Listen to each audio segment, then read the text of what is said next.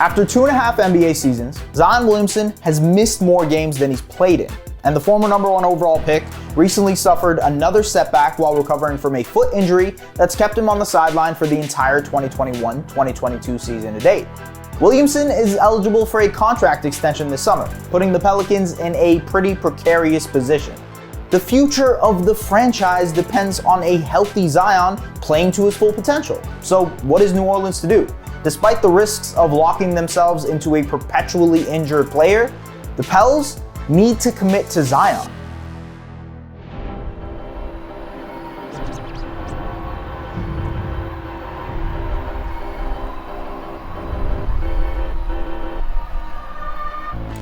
In the games Zion has played, he's looked like a generational force. Last season, he became the only player since Shaquille O'Neal to average 19 plus points per game in the paint. However, many question Zion's ability to stay healthy while playing such a bruising style and weighing over 270 pounds with a 6'7" frame. Those fears now appear warranted.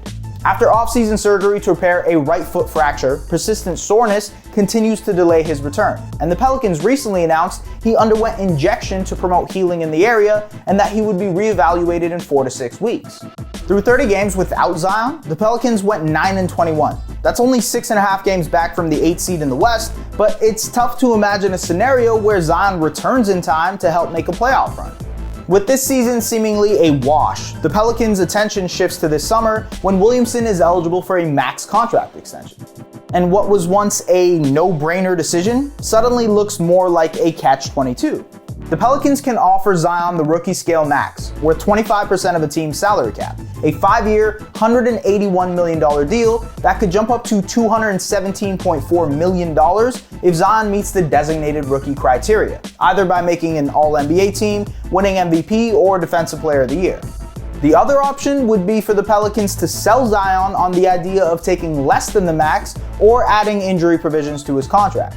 It's not unheard of. Joel Embiid, who missed his first 2 seasons after foot surgeries, inked a max contract extension with the Sixers in 2017 worth $146.7 million that had 35 pages worth of injury provisions required for Embiid to earn the full amount. But it doesn't sound as though Zion and the Pels have as much trust in their relationship.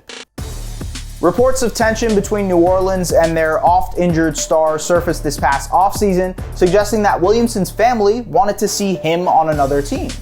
So if the Pels won't offer the straight max and Zion won't agree to injury provisions, the third option would be for him to sign a 1-year qualifying offer worth $17.6 million that would make him a restricted free agent in the summer of 2023, where the Pelicans could match any offer sheet thrown his way.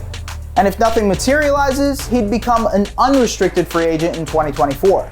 This would be incredibly rare and risky, especially for a former #1 overall pick who is constantly battling injuries. And in the case that he doesn't play in 41 games or registers less than 2,000 minutes in the 2022-2023 season, the qualifying offer dollar figure drops to $7.6 million. And in the event that Zion does take this option and reaches unrestricted free agency in 2024, his max salary with another team would be capped at $134.3 million over 4 years. He could also use the threat of signing a qualifying offer to force a trade out of New Orleans, similar to what was reported in New York with Kristaps Porzingis, but even in that scenario, Williamson would not be able to sign with his new team for the full max. The trade partner would not retain Zion's bird rights and therefore would be limited to signing him to a 4-year, $96 million deal unless things escalate rather quickly and Williamson is traded this season, a highly unlikely scenario. Ultimately, Zion could lose north of $60 million if he takes this route and potentially could not even end up in the destination he prefers. The public conversation has shifted from will Zion sign to should the Pelicans commit, and the answers to both should be yes and yes. For Zion, passing up on a long-term deal is incredibly risky and financially imprudent for a player battling consistent injuries this early in his career. For small markets like New Orleans, talents like Zion don't come around very often. The injury problems and simmering frustrations aside, banking on Zion is the only way forward for the Pelicans, a perpetually mediocre franchise that has consistently struggled with attendance and has seen other star players leave for greener pastures. For better or worse, the future of the Pelicans franchise rests on Zion's shoulders, or rather, his legs. Thanks for watching. If you like this video and want to see more content like this, hit that subscribe button.